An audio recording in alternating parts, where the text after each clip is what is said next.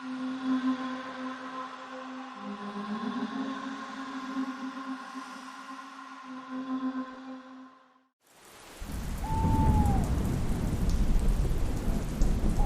सुबह से ही झमाझम बारिश हो रही थी। गांव की पगडंडियां मानो सावन की बरसात में भीगकर चमक उठी थीं। चंदनपुर एक आधा शहरी और आधा ग्रामीण इलाका था। शहर से आने वाली पक्की सड़क गांव के बीचों बीच होकर गुजरती थी। चाय की दुकान पार करते ही थोड़ा आगे डाकघर पड़ता था। डाकघर कई दिनों से बंद पड़ा था, इसलिए उसके चारों ओर झाड़ झंखाड़ उगाए थे। उस तरफ आमतौर पर गांव वालों का आना जाना भी कम ही होता था। गांव अब धीरे धीरे आधुनिकता की ओर बढ़ रहा था। हाल ही में वहां बिजली पहुंची थी। जगदीश दा ने अपनी चाय की दुकान में एक काले सफेद पर्दे वाला टीवी लगाया था। टीवी देखने के लिए गांव के लोग अक्सर उसकी दुकान पर भीड़ लगाए रहते थे। इससे जगदीश दा की दुकान की बिक्री भी कुछ बढ़ गई थी। हर शाम वहां गांव वालों की महफिल जमती थी। रोज की तरह उस शाम भी अड्डा जम चुका था। शाम ढल चुकी थी। तभी सुमित और गोपाल चलते चलते चाय की दुकान पर आकर बैठ गए। उस समय भी हल्की हल्की फुहार पड़ रही थी। सड़क पर कई लोग छाता लेकर चल रहे थे, तो कुछ लोग साइकिल और वैन से आ जा रहे थे। दूसरी तरफ रामलोचन दादू पूरे ध्यान से टीवी देख रहे थे। उनके आसपास क्या हो रहा है इसकी कोई परवाह नहीं थी। सुमित और गोपाल को देखते ही मोहन बोल उठा, अरे तुम लोग अब आ रहे हो? हम लोग कब से इंतजार कर रहे हैं, तुम्हें पता भी है?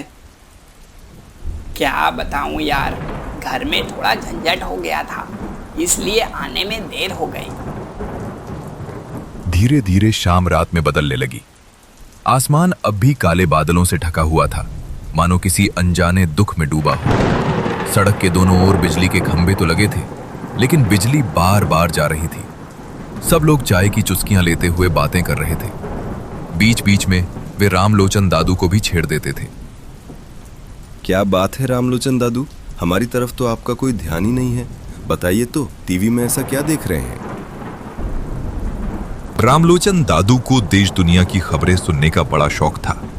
वे कभी कभी अपनी बीड़ी का लंबा कश लगाते और फिर टीवी की तरफ देखने लगते। रमेश की बात पर उन्होंने कोई जवाब नहीं दिया। उनका पूरा ध्यान टीवी पर ही था। उसी समय वहां एक अधेड़ उम्र का आदमी आता दिखाई दिया। उसके सिर पर सफेद बाल थे, कंधे पर एक बैग टंगा हुआ था। उसने शर्ट और पैंट पहन रखी थी। शरीर दुबला पतला था। जैसे ही वो आदमी वहां पहुंचा, अचानक अजीब तरह की हवा चलने लगी। तभी बिजली भी चली गई। पल भर में चारों ओर अंधेरा छा गया। सब लोग एक दूसरे का चेहरा देखने लगे। उस आदमी का चेहरा भी कुछ अजीब सा लग रहा था। गांव में किसी ने उसे पहले कभी नहीं देखा था। उसने जगदीश दा से एक कप चाय मांगी। जगदीश दा ने उसे चाय दे दी। जैसे ही उसने चाय का कप हाथ में लिया, रामलोचन दादू ने उससे पूछा, अरे भैया, तुम्हें तो हमने इस गांव में पहले कभी नहीं देखा। तुम कौन हो और ये बारिश में कहाँ जा रहे हो? मैं पोस्ट मास्टर हूँ, शहर से आया हूँ। मुझे इस गांव के डाकघर में नई नौकरी मिली है। ये सुनते ही सब लोग उसकी तरफ देखने लगे। उन्हें समझ आ गया कि ये गांव का नया पोस्ट मास्टर है। गोपाल की आंखों में उत्साह दिखाई देने लगा। तो अब कृष्णपुर का डाकघर फिर से चालू हो जाएगा। हम आसपास के गांव वालों को बहुत परेशानी होती थी। इससे पहले भी एक पोस्ट मास्टर यहाँ आए थे, ऐसा सुना था, लेकिन वे ज्यादा दिन नहीं रुके। अचानक एक दिन गांव छोड़कर चले गए। उनके जाने के बाद डाकघर में कोई पोस्ट मास्टर नहीं रहा।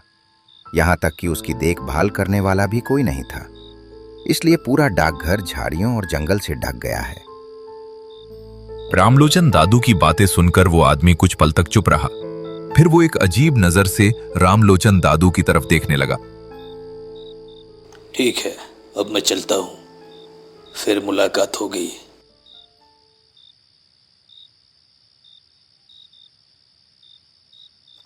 इतना कहकर वो वहां से चला गया। पेड़ों की पत्तियों से टप टप पानी टपक रहा था। पेड़ों पर बैठे पक्षी भी अजीब सी आवाजें कर रहे थे। पूरा दिन हुई बारिश का असर हर जगह दिखाई दे रहा था। कुछ देर बाद जगदीश दा की चाय की दुकान से भी लोग एक एक करके उठने लगे। सब तो चले गए, अब मुझे भी दुकान बंद कर लेनी चाहिए। धीरे धीरे सब लोग अपने अपने घर चले गए। कुछ समय बाद बिजली वापस आ गए। लैंप पोस्टों की रोशनी में पूरा गांव फिर से जगमगा उठा। सड़कों पर लोग आते जाते दिखाई देने लगे। छोटा सा कृष्णपुर गांव हरियाली से घिरा हुआ था और देखने में बहुत सुंदर लगता था। लगता है आज अच्छी चाय बिकी है। भगवान की कृपा से दिन अच्छा गुजरा आज का।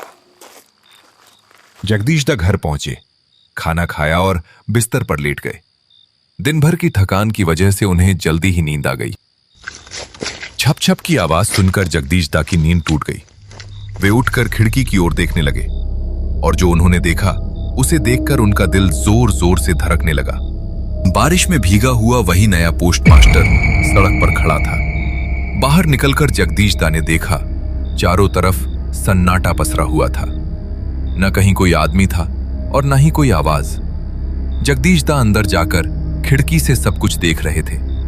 उन्होंने मन ही मन सोचा, नहीं, शायद मुझे ही भ्रम हो रहा है। लेकिन वो दृश्य बार बार उनके मन में घूमता रहा। अचानक चलते चलते वो आदमी न जाने कहां गायब हो गया।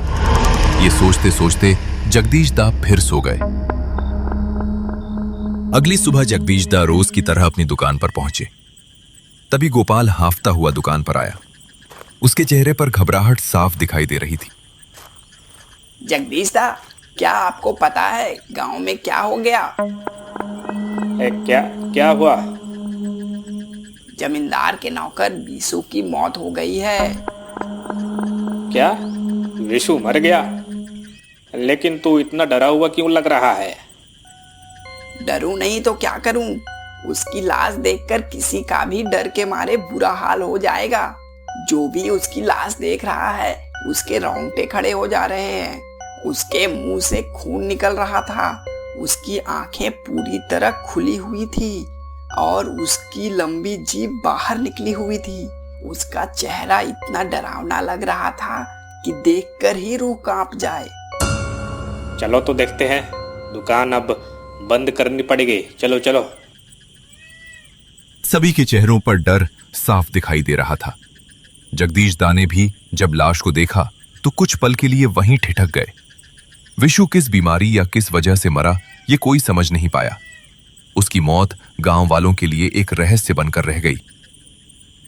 जगदीश दा को पिछली रात का वो दृश्य याद आने लगा। उन्हें बार बार वो नया पोस्टमास्टर याद आ रहा था।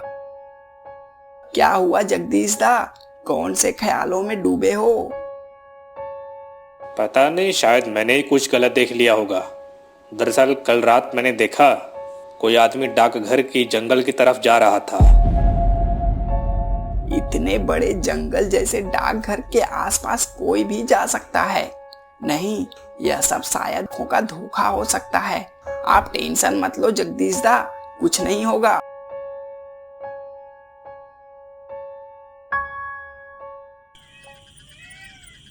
इधर जमींदार साहब बैठे बैठे विशु की मौत के बारे में सोच रहे थे। समझ नहीं आ रहा कि विशु की मौत कैसे हो गई। वो मेरे सबसे भरोसेमंद लोगों में से एक था। मेरे सारे काम वही देखता था। अब उसकी जगह कौन संभालेगा? फटका अकेला सब कुछ नहीं कर पाएगा। दिन बीतते गए। फिर एक और शाम आ गई। आसमान फिर से काले बादलों से ढका हुआ था। हवा में बारिश की गंध फैली हुई थी। गांव वाले रोज की तरह जगदीश दा की चाय की दुकान पर जमा होने लगे। लेकिन उस शाम माहौल कुछ अलग था, मानो कोई नया खतरा गांव की तरफ बढ़ रहा हो। लोग रोज की तरह आते जाते रहे, लेकिन आज सुमित और गोपाल काफी देर तक दिखाई नहीं दिए। आज सुमित और गोपाल को क्या हुआ? वे तो रोज हमारे साथ आते हैं। मोहन की बात पूरी भी नहीं हुई थी कि तभी नया पोस्टमास्टर वहां आ पहुंचा। उसी समय अचानक तेज हवा का एक झोंका चला।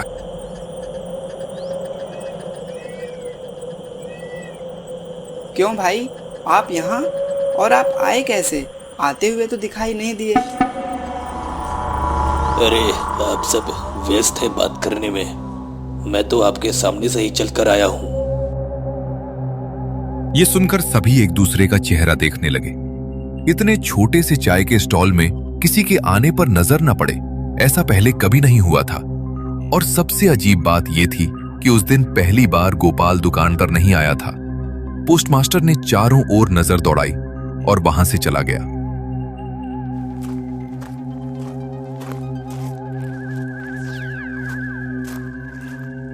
आज हमारे गांव में एक और आदमी की जान चली गई। जानते हैं कौन? जमींदार साहब का दूसरा आदमी फटका। उसकी भी मौत हो गई और उसकी हालत भी बिल्कुल वैसी ही थी। मोहन की बात अधूरी रह गई, लेकिन सब समझ गए कि वो क्या कहना चाहता था। विशु की तरह फटका की मौत भी उतनी ही रहस्यमय और डरावनी थी, और अब पूरे कृष्णपुर गांव में दहशत फैल चुकी थी। आखिर ये सब हो क्या रहा है? वहां बैठे सभी लोग गहरी सोच में पड़ गए। मुझे तो लगता है कि ये कोई फैलने वाली बीमारी है। 2 लोग एक ही गांव में रहते थे, शायद इसलिए उनकी मौत हो गई। लेकिन रमेश को ये बात बिल्कुल सही नहीं लग रही थी। नहीं, मुझे नहीं लगता कि यह कोई बीमारी है। मोहन, तूने एक बात पर ध्यान दिया है? कौन सी बात? जब से इस गांव में नया पोस्टमास्टर आया है, तभी से ये सारी अजीब घटनाएं शुरू हुई हैं। हाँ, अब जब तू कह रहा है तो मुझे भी ऐसा ही लग रहा है। दोनों के मन में शक गहराता जा रहा था। आखिर उन्होंने सच्चाई का पता लगाने का फैसला कर लिया। अगले दिन रात होने से पहले ही रमेश और मोहन डाकघर के सामने झाड़ियों के पीछे छिपकर बैठ गए। वे पोस्टमास्टर पर नजर रखना चाहते थे। कुछ देर बाद डाकघर का दरवाजा खुला और जो उन्होंने देखा उसे देखकर उनके हाथ पांव ठंडे पड़ गए। डाकघर से बाहर निकलने वाला वो आदमी अब इंसान जैसा नहीं लग रहा था। उसकी आंखों से लाल चमक निकल रही थी। उसका चेहरा किसी भयानक प्रेत जैसा दिखाई दे रहा था।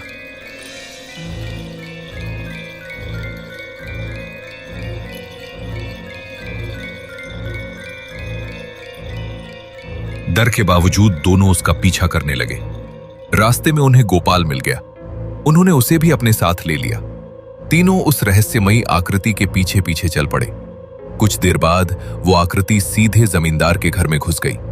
तीनों भी उसके पीछे पहुंच गए, लेकिन वहां जो दृश्य उनका इंतजार कर रहा था उसके लिए वे बिल्कुल तैयार नहीं थे। जमींदार अपने बिस्तर पर पड़े हुए थे और उनके ऊपर वो भयानक पिशाच बैठा हुआ था। उसके दोनों हाथ जमींदार की गर्दन दबा रहे थे। जमींदार की आंखें डर से बाहर निकल आई थीं। वे मदद के लिए तड़प रहे थे।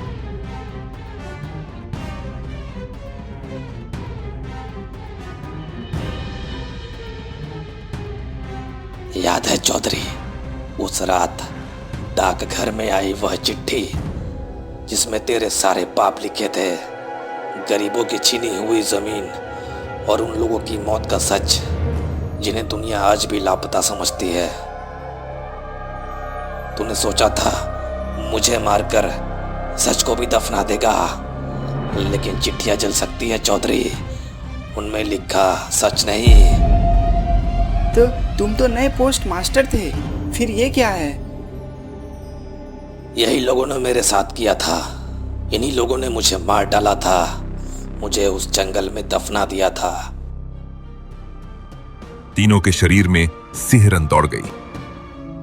मैं बदला लेने के लिए वापस आया हूं। जब तक मेरा बदला पूरा नहीं होगा, मेरी आत्मा को शांति नहीं मिलेगी।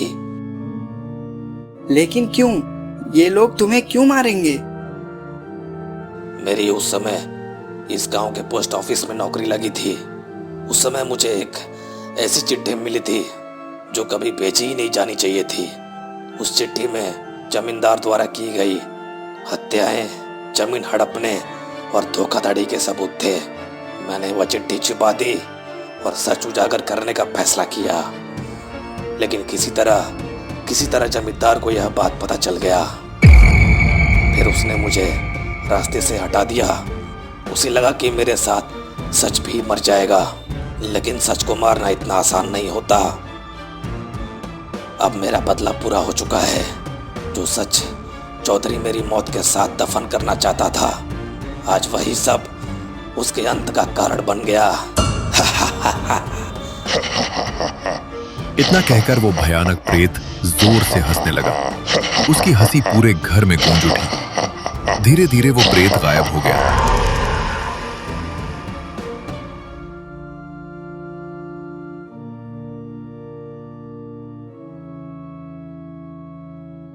उसके अगले दिन से गांव में सब कुछ फिर से सामान्य हो गया। तो दोस्तों, कैसी लगी आपको यह कहानी? कमेंट्स में बताइए और जाने से पहले इस चैनल को भी सब्सक्राइब जरूर कर लीजिए।